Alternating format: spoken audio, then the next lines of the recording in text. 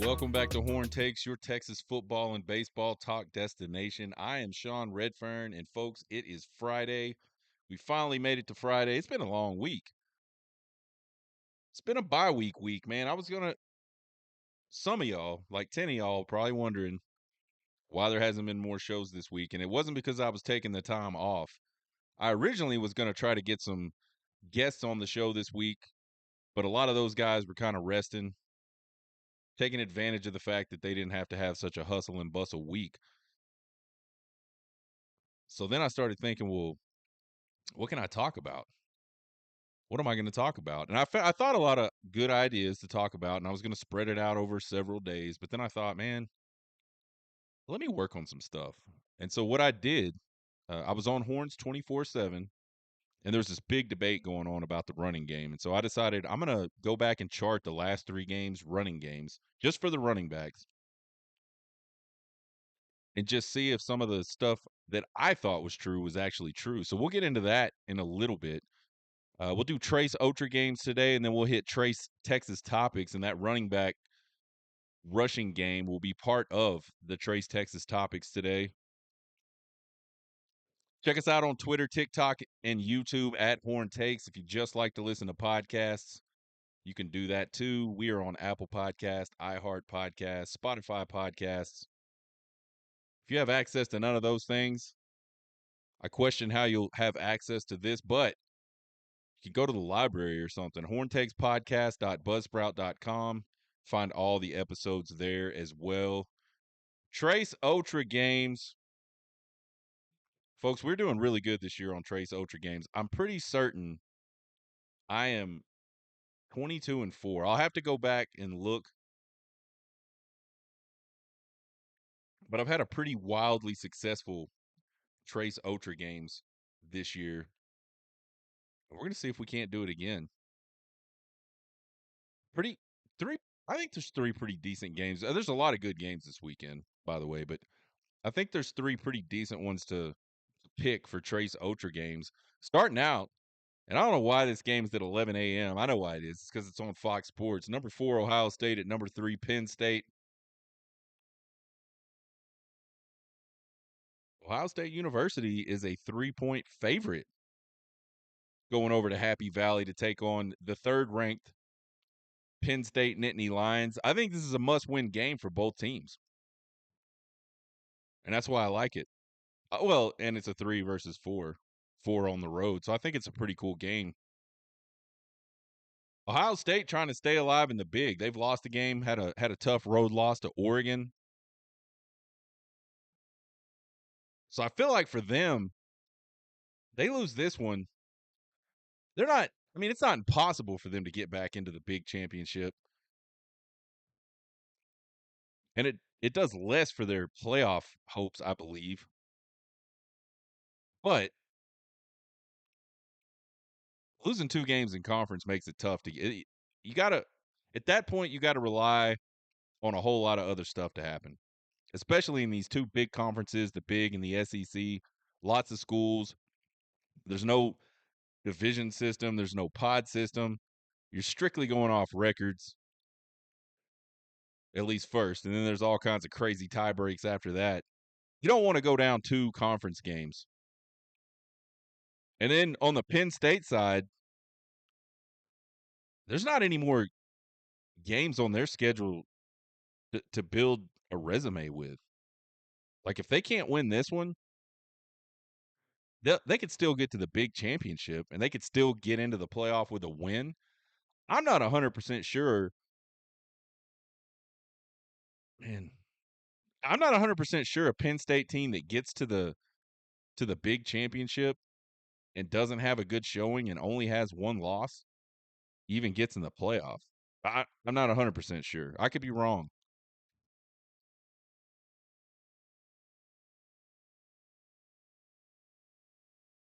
And then you start looking at those tie break things. If it goes just the right way, not having a tougher big schedule might hurt them in those tie breaks.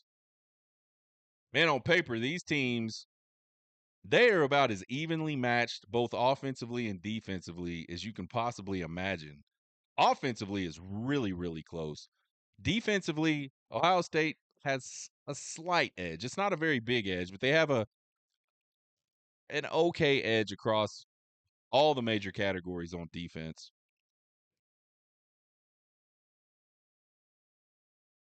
And they have an edge offensively as well, but it is by the narrowest of margins.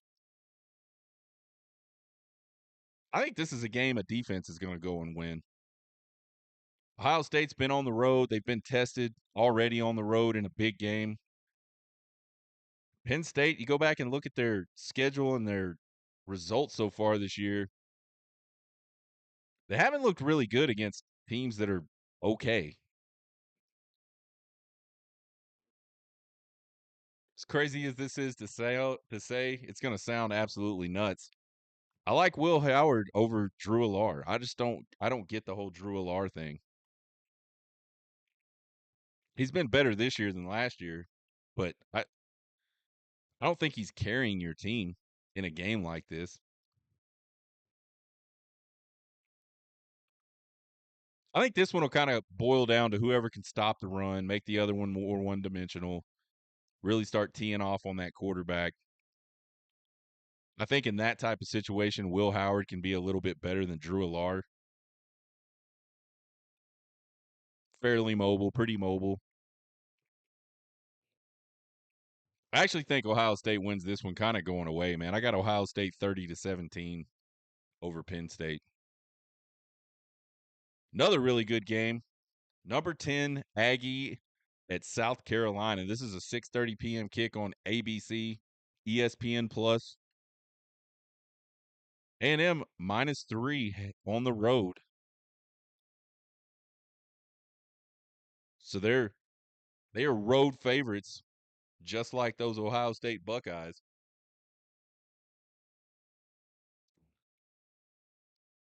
Of course, Aggie sitting on top of the SEC standings at 5-0, and then there's kind of a logjam behind them of one-loss teams. If you're Texas A&M, you win this one, and all you got to do is show up against Auburn and show up against Texas. That's all they got left in the SEC. You look at this South Carolina team; they're 2-3 in SEC play, but two of those losses, really close games to LSU and Alabama. They lost both of those games by a combined 5 points. The only game in SEC play where they've, sort of struggled really was against Ole Miss, which is so odd to me. I think Ole Miss beat them like 27-3 or 27-10, something like that. The other thing about that LSU game, I think they got absolutely hosed twice on defensive scoring plays. So I think this is a good South Carolina team, despite what the record shows in SEC play. They're dangerous. Their defense is pretty good.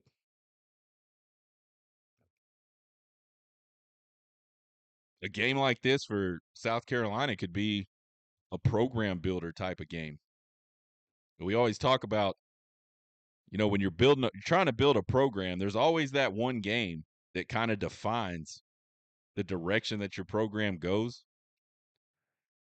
This one could be one that defines South Carolina's taking the next step as a program. Neither one of these teams great offensively. I think if you look at South Carolina, they're a little more balanced than Texas A&M, but Texas A&M can run the football really, really well.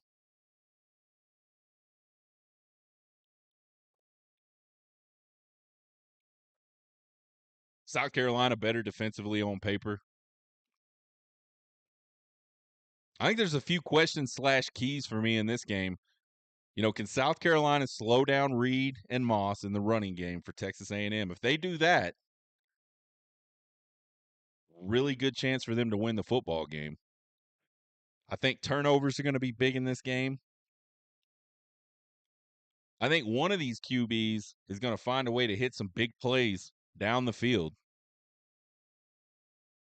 Not a lot, maybe, but like just enough.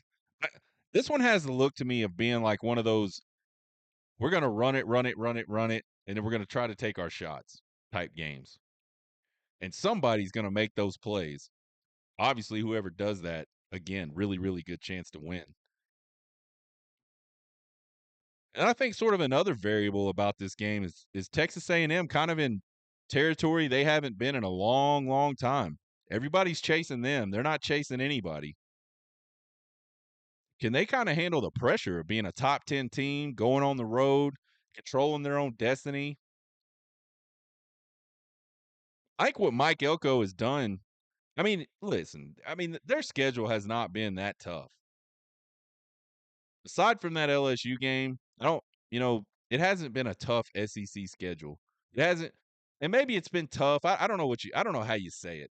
It hasn't been like, they're not playing the Bamas, they're not playing the Georgias, they're not playing that type stuff. So to this point, they haven't had that, but you got to give those guys credit. They had a rough week 1 loss where they just didn't look good.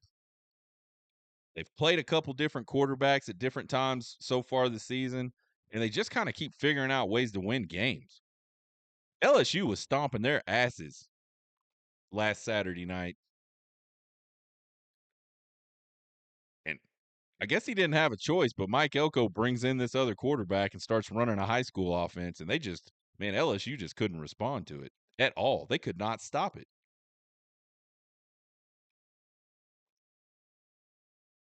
So you got to give them credit.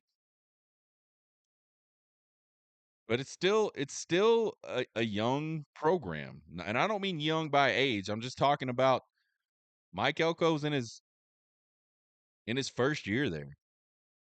Can he get those guys to respond in this type of a situation? I think that's going to play an important factor in who wins this game as well. Certainly not a trap game for Aggie, but I think it's a tough game for them on the road at night in the SEC against a man. Like I said earlier, I think South Carolina is a pretty dangerous team. I like their defense to show up in this game. I think I like them to maybe not stop the run, but contain the run enough that they can keep this game close. And then honestly, I like South Carolina to make a big play late. I think South Carolina is going to pull this one out 27-23 over Texas A&M. And then we got number 8 Pitt, or number 18 Pitt rather, at number 20 SMU. That's a 7 p.m. kick on the ACC network. And my God, how does this game get on the ACC network? I saw a tweet earlier today that SMU has now joined some suit against the ACC. I don't know if it was parody or a joke or what. I haven't even read the original suit, the one that Florida State and Clemson and maybe somebody else did, but so I don't know if it was a joke tweet or if it's legit, but how in the hell is this game on ACC network and not something else? At any rate, SMU a 7.5 point favorite at home. I think you look at these two teams, probably two teams that not a lot of people were talking about before the season, and not a lot of people thought when we get to November these are going to be ACC championship game contenders. But they're both undefeated in ACC play. Pitt obviously undefeated overall, coming off a game against Syracuse, who was undefeated at the time, where they just took the ball away multiple times. You look at SMU's only loss, a 3-point loss to BYU in September. Tough BYU team. Another case of both of these offenses statistically being almost dead even. And then LSU's got the edge defensively. I like SMU, man. I picked them earlier this year going over to Louisville. I said they're going to beat Louisville. I think they're going to get it done again. They got a lot of speed. They got a lot of guys that have some experience at some really big time Power 5 programs. We had CJ Vogel on, and we got to talking about SMU one day, and I think it was that week they went out to Louisville. But we started talking about SMU and just kind of the position they're in. They're in a Power 5 conference now. They're in one of the biggest one of the hottest recruiting beds in the state of Texas. recruiting hotbed. That's what I was trying to say. And so I think their game needs to be, they're still probably not going to sign a lot of the highly, highly recruited guys out of Dallas. But what they can do is keep in touch.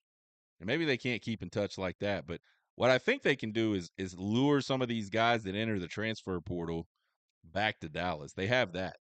And if they mess around, who knows, man? If they mess around and get in the ACC championship game, I mean, they're already having a really good season. They might change that even. They might be able to attract some of those guys. At any rate, I like SMU speed. I think they get this one done 38-24. I don't think it's all that close against Pitt. I don't know, man. I wasn't impressed with Syracuse. I'm not impressed with Pitt. If they beat SMU, I'll be impressed with them. That would be impressive to me.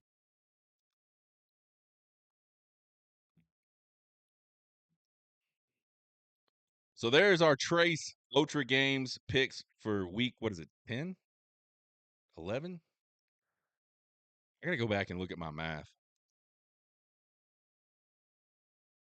Trace Texas topics, something we try to do every week. Sometimes we spread it out. Sometimes we get them all in one day. Big topic this week for Texas fans is Johntay Cook. Where in the world is Johntay Cook? People are asking. Isaiah Bond hurt for the Vandy game. Still no Johntay Cook, people are wondering. Man, Johntay Cook was obviously a big-time five-star out of DeSoto, Texas. He's a sophomore. 7th-ranked wide receiver in the 2023 class. 38th overall prospect in the country in that class. 7th-ranked prospect in Texas.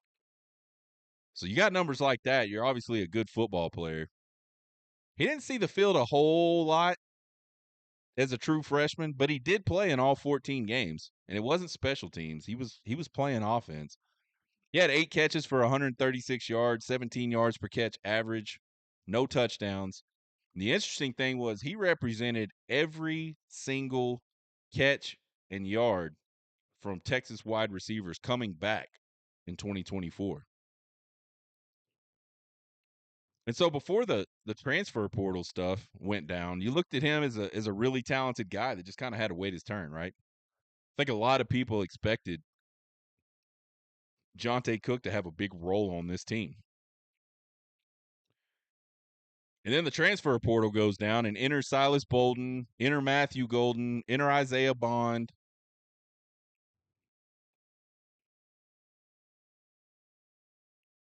And those guys are, Silas Bolden not getting a lot of run at wide receiver, but he is returning kicks. That's an area where Johntay Cook could help.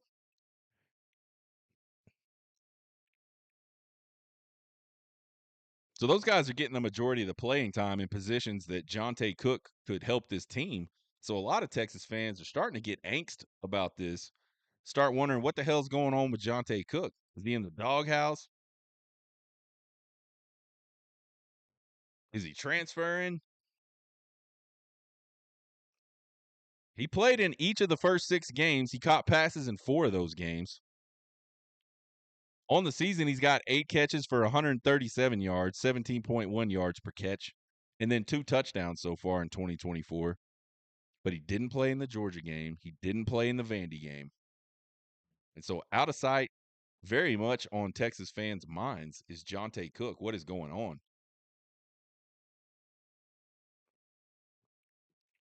His last catch, the 447 mark of the third quarter against Mississippi State, where he took kind of a short pass, turned it into a 31-yard gain.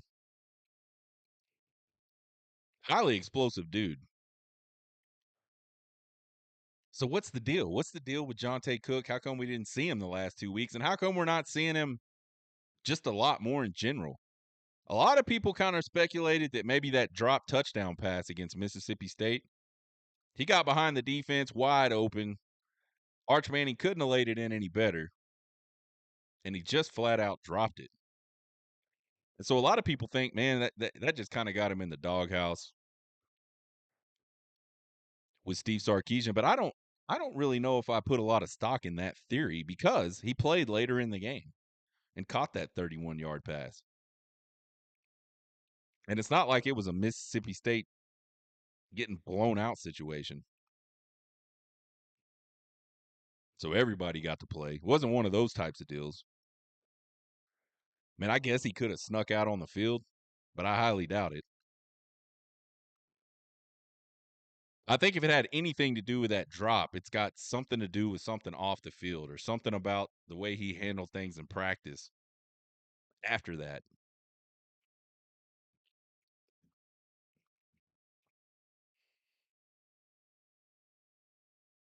If you really look at it, excuse me, if you really look at it, I think his absence has a lot more to do with just how the last two games have gone. Both close SEC games. One of them, we were trailing 23-0 at halftime. And in those types of situations, you're not really focused on trying to rotate guys and get guys experience. Those bubble guys, maybe he's a bubble guy, and he's just not. He's not where he needs to be. At that point, you're just trying to win games. I also think it might have something to do with sort of his completeness as a player. He's not an overly big guy. He's listed at 6 foot, 185 pounds, which he's probably not even that big, to be honest. And even if he is that big, that's not very big for a wide receiver. I think a guy that size is a lot less likely to be pretty effective blocking on the perimeter. And I think that's a huge part of Texas's game, whether it's the running game or the short pass game. Steve Sarkisian asked wide receivers to do a lot of blocking. And maybe he's just not good at that. Two guys that are really good at it are two guys we see a lot, DeAndre Moore and Ryan Wingo. To me, those two guys are the most complete wide receivers on the team. They may not be as spectacular on the wide receiver side as maybe Isaiah Bond or Matthew Golden, although you could argue DeAndre Moore and Ryan Wingo have made some really big plays so far in SEC play.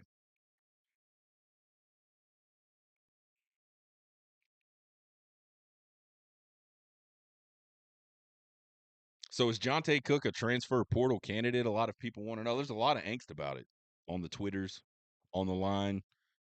Man, I think in today's college football climate, with the really lax NIL and portal rules, man, I don't think there's a lot of players that are not portal candidates. So many starters. We've seen it starters at big time schools. We've seen transfer out to other big time schools.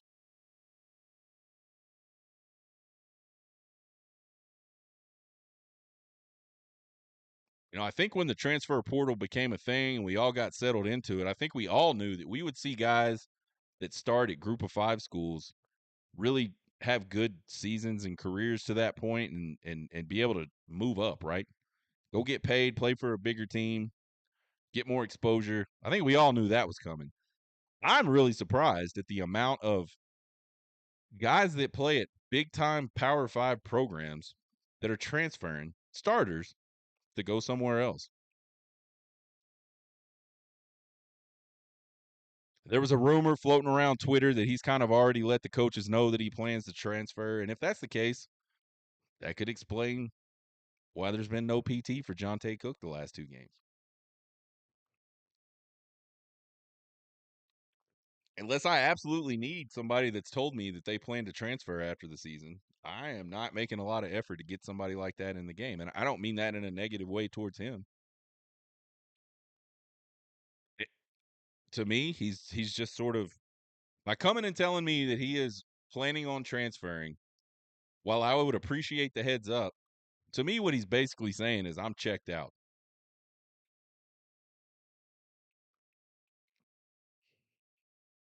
I actually saw the tweet. I think I saw the tweet where this rumor got started. You never know. There's a gazillion people on Twitter.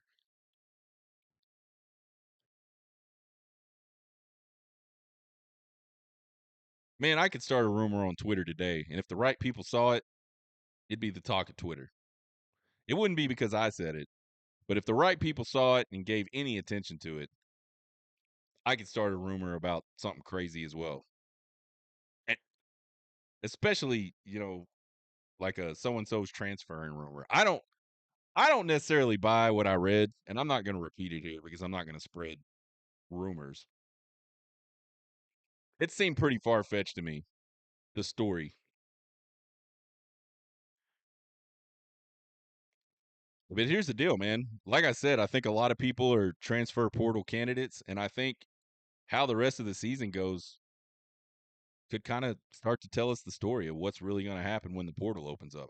If we don't see him at all the rest of the season, I think there's a pretty solid chance that maybe Johntay Cook is going somewhere else. I'd even lean on. I'd even lean somewhat towards, yeah, man. Maybe he has told the coaches that he's transferring. It, at any rate, I would absolutely not be surprised one single bit if Johntay Cook transferred. These guys just don't want to wait anymore.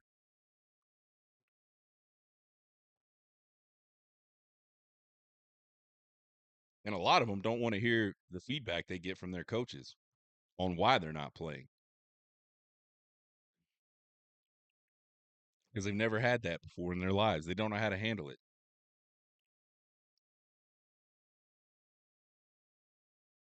Let's talk about this Texas running game real quick. Y'all, I talk about the running game all the time. Y'all know it. I can't let it go. I'm a running game guy. I think Sark gets away from it too easily. I think his obsession with the RPO type offense just really kind of puts the offensive line in a bad position. It puts them in a position that they aren't best suited for. These are big dudes, man. They are not like zone blocking machines. And when you run RPO type plays, that's the type of blocking schemes you're going to have. I think this offensive line much more suited to a power game.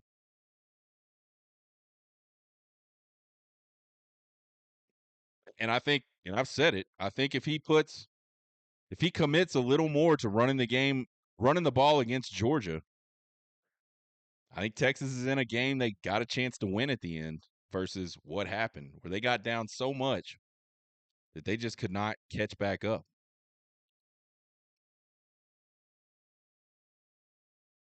But all that being said, those are just kind of my gut feelings. I've never actually sort of dug into the play selection. I've never actually dug into the success of each type of play. So there's this big discussion on Horns 247 about the offensive line after the Vanderbilt game that I participated in it, had some comments in it. And I said, "You know what? I'm going to go chart this. I'm going to actually go look at the last 3 games and I'm going to chart the running game to the running backs. I don't care about QB scrambles. We don't do design QB runs. I don't really care about reverses. I'm talking about just the running backs." And so that's what I did. And that's what I've been doing all week.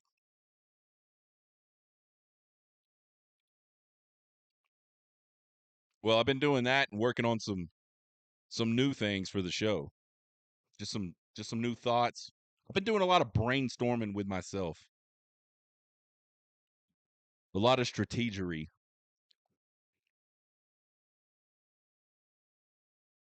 I want to be able to give you guys a better statistical breakdown of what happens each game. And I also want to start implementing incorporating some film type stuff so I can show you guys what I'm talking about. So we've been looking at ways to make that work. And so starting with this Florida game coming up, we'll have some film sesh. I may even try to incorporate some film sesh of Florida into next week's shows as we break down Florida and start getting ready for that Florida game. At a very high level, Texas running game, 3 main concepts. They run zone, they run like these counter action plays, what I call power. And then they have some delay plays that they throw in there every once in a while. Now, they're not quite a draw, but they're also just not a straight zone handoff type of a play. It'd be really interesting. I would be really interested in knowing fundamentally like what the differences are there in Steve Sarkisian's mind or whoever the run game coordinator is. I know I think Kyle Flood is actually the run game coordinator. I don't know how much he actually coordinates the run game or not. That's another interesting question. Does Steve Sarkisian, when he wants to run the ball, does he does Kyle Flood call that, or has it been a predetermined thing that they're going to do these types of things? I don't know. That'd be interesting to know. And then Texas throws in a wide receiver reverse every once in a while, and they work pretty well, by the way. So there's just a few sort of small blocking nuances between those counter type plays and the zone type plays.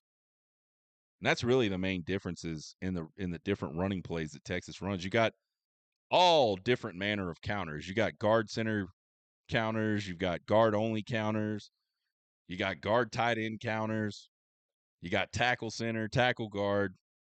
They do it all. Occasionally they'll pull two guards, get them out in front and sweep it, toss sweep type old school junior high play.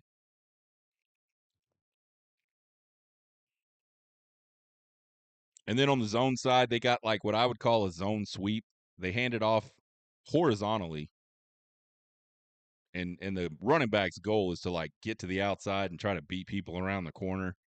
Then they sort of have an inside zone play that they run that sort of starts at the tackle. And if you know anything about zone blocking schemes, there's an aim point, and then after that, it's kind of up to the running back to decide where he wants to go.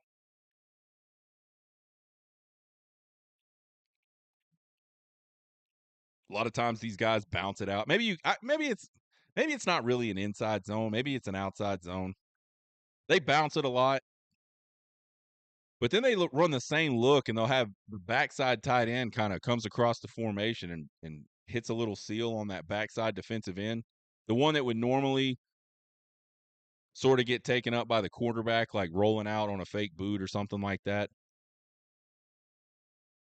And they seal him off, and that creates some pretty nice pretty nice cutback lanes for the running back. I, they did it a lot against Oklahoma. And what I thought I was seeing before I really, really paid attention to this and dug in, I was just considering that a power type running scheme because I said after that Oklahoma game, man, the power running game is where it's at. They are killing people with the power running game. Well, after I paid attention, no. Yes and no. We'll get to that in just a second. So I charted the last three games, and here's kind of how it broke down. Against Oklahoma, they had 27 runs by running backs. They had 19 zone running plays, which were just over 70% of their running plays. They had 7 power running plays, just south of 26%. And then there was 1 delay play, which again, kind of to me, almost a hybrid of a zone play and a draw play. It's not long enough to be a true draw play, but it's also not the same type of immediate action towards the line of scrimmage by the running back on a zone play. But they did one of those for just south of 4% of the running plays. Zone plays accounted for 132 yards against Oklahoma, almost 88% of their total yardage on the ground by running backs. Power plays, they got 15 yards on, just south of 10% of their total yardage. And then on the delay, they got 4 yards, which is just south of 3%. So in the Oklahoma game, what I thought was power was absolutely not. And I just got fooled by that tight end coming across. I thought he was kicking out. And he kind of was kicking out, but the rest of the offensive line was totally in his own blocking concept. So there wasn't anybody blocking down, caving stuff down, and then the tight end coming across to kick out.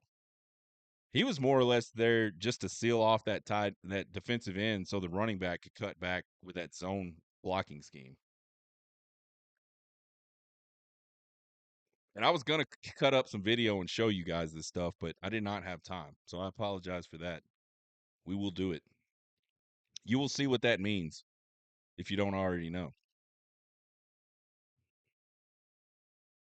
1 out of every 6 scoring drives in the Oklahoma game had 4 runs or more.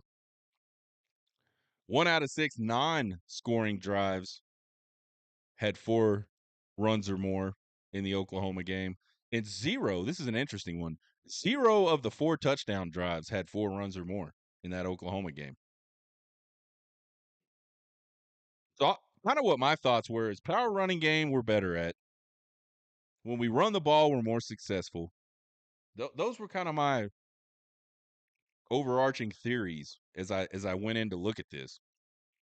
Georgia game, 7 zone plays, almost 44% of the offense, 6 power plays, almost 38% of the rushing plays, and then 3 delay runs. And that's almost 19% of the rushing plays against Georgia. They got 14 yards in the zone game against Georgia for just south of 28% of their yardage. Even though they ran zone almost 44% of the time, it only accounted for 28% of their offensive production in the run game. 31 yards on the power run game, which was just south of 61%. So this is where it starts to flip. In the Oklahoma game, they ran a lot of zone. They had a lot of success with zone. In the Georgia game, they ran a lot of zone. They did not have a lot of success with zone. They ran 3 delay plays in that Georgia game. Only picked up 6 yards, almost 12% of the yardage on the ground.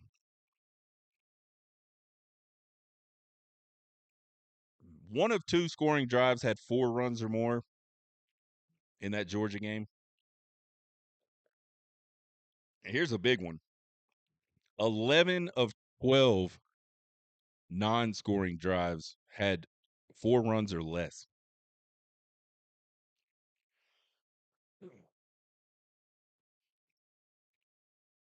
So when they weren't running the ball at least 4 times, they did almost nothing.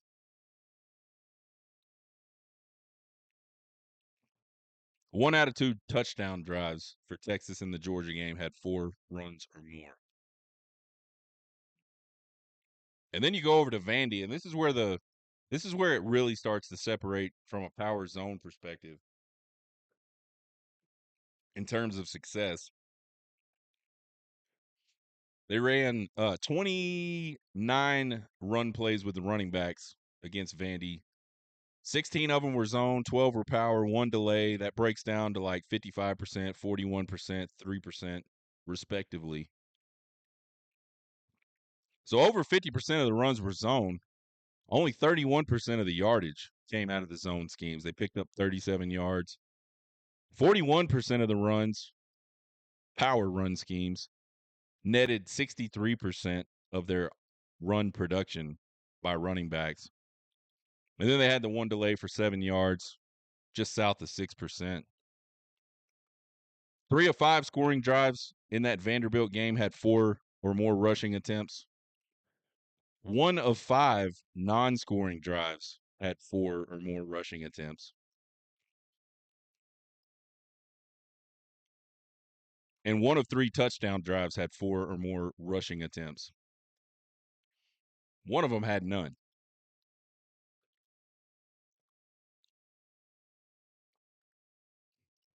So when you take all that and combine it, that's what I wanted to look at over the course of every game's probably going to be a little different, right? They may have some success in the zone game one week, may not the next week. But I really wanted to see the aggregate over 3 games. And here's how it breaks down. 72 rushing plays in those 3 games by the running backs. They ran 42 zone, 25 power, and 5 delay. That breaks down 58%, 34%, 6%. And not exactly, but you get the idea. And then let's check out the yardages. Zone runs accounted for 183 yards, which was almost 57% of the total yardage over those 3 games. Power running schemes, 121 yards, which was almost 38% over those 3 games. And then 17 yards in the delay game, which was just just north of 5%.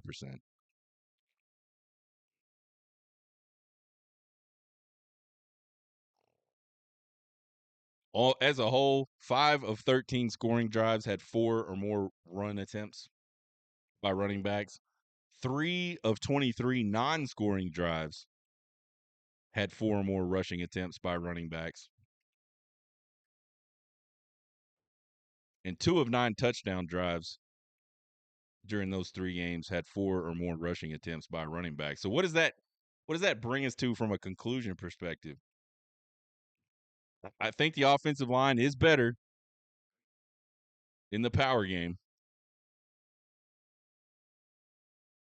but it's not by much.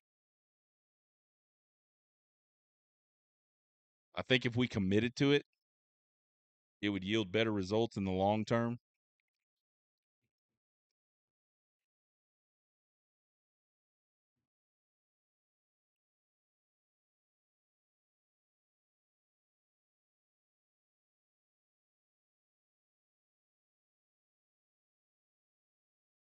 And I think we're far more likely to score on drives where we run the ball 4 times or more with the running backs than we are when we don't.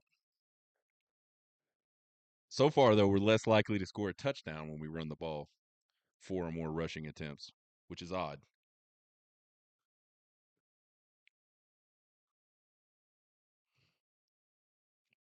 So you look at the percentages.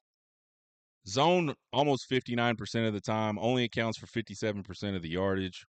Power almost 35% of the time accounts for almost 38% of the yardage.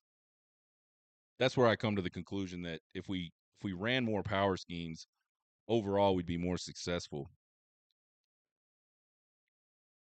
So there's a somewhat deep dive into the running game. I have built myself a nice little spreadsheet to really rock this out and do a really outstanding job for you guys of breaking all this down every single week.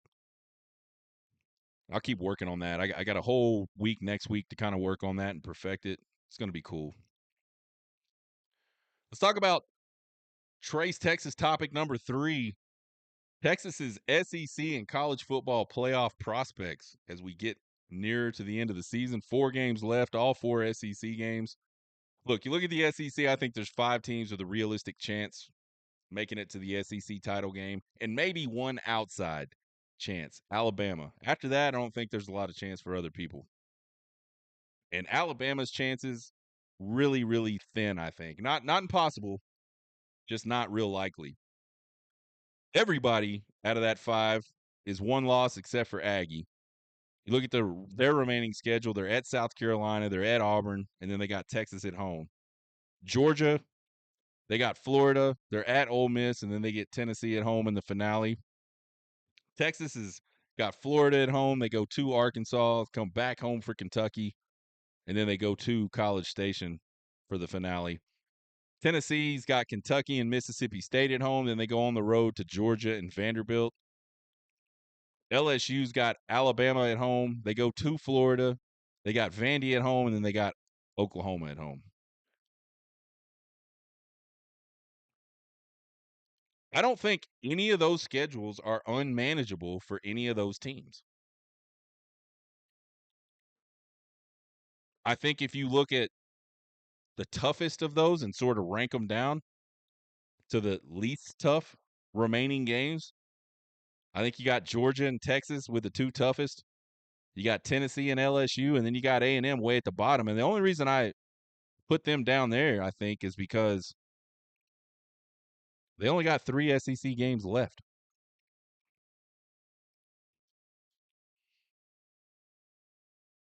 And I know Georgia's only got 3 SEC games left, but they got Ole Miss and Tennessee. Everybody else has 4 games. Tennessee's got Georgia. LSU's got Alabama. And they both got Vandy, and I don't think you can sleep on Vandy if you're anybody.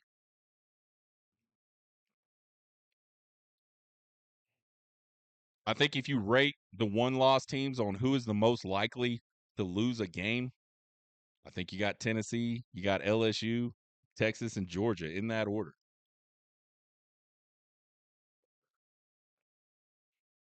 Georgia's got Ole Miss and Tennessee. That's tough.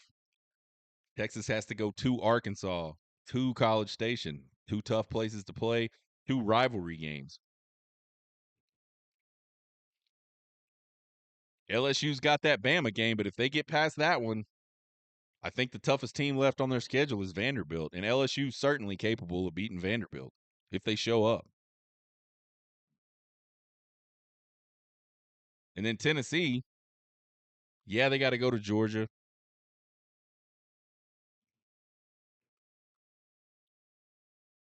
Yeah, they got to go to Vanderbilt. So I think that's tough for them. I think they're going to drop one of those games for sure. Maybe both. I think this SEC thing is not going to clear up until the last week, man. When you got Tennessee and Georgia playing, Texas and A&M playing.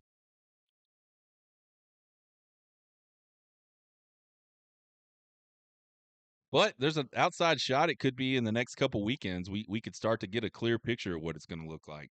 LSU's got to play Bama. Georgia's got to play Ole Miss. Either one of those two teams lose, LSU or Georgia, I think you start to clear it up a little bit. Both of those are big games. You lose them, you're probably out of it. All these teams just have to keep winning. That essentially, and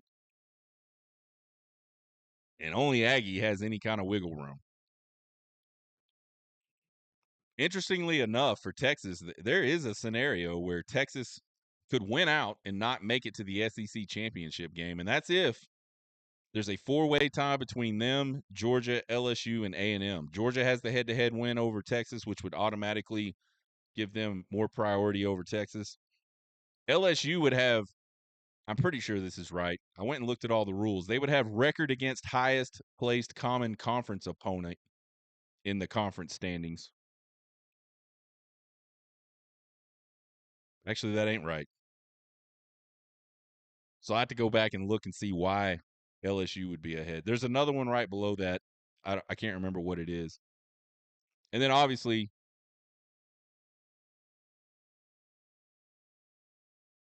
there's two teams right there. So if those four teams finish in a one-way tie, a one-loss tie, four-way tie, it's going to be Georgia and LSU.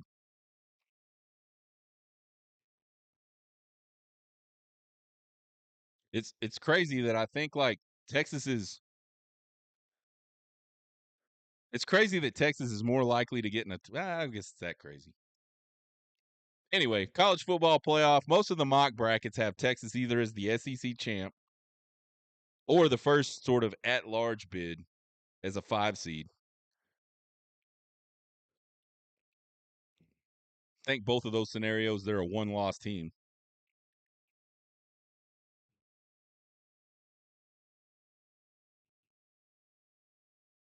I guess if they were at large, well, I guess they could be an at-large bid with a. They could not make the SEC championship game with a loss, so that's possible. Still on the table. I think the only way a 2-loss Texas team gets into a playoff is I think if that second loss is a close loss in the SEC title game, or they figure out a way to get into the SEC championship game with 2 losses and win it. I could be wrong on that. But who knows, man? This is our first shot at 12-team playoff. It's kind of weird. We don't have a blueprint yet of what all this is going to look like. So it'll be really interesting to see how all this plays out for the remaining few weeks of the college football season. But we will be back next week, folks. Start looking at these Florida Gators. We talked about it. We're going to have some more analysis, some more film study type stuff to show. We're excited about that. You can find us on Twitter, TikTok, and YouTube at Horn Takes. Give us a subscribe. Give us a follow. Won't cost you guys anything. We sure appreciate the support. You can email me at horntakespodcast@gmail.com with all your questions, comments, concerns, and criticisms. I love them all. You guys get hooked. You guys have a good weekend.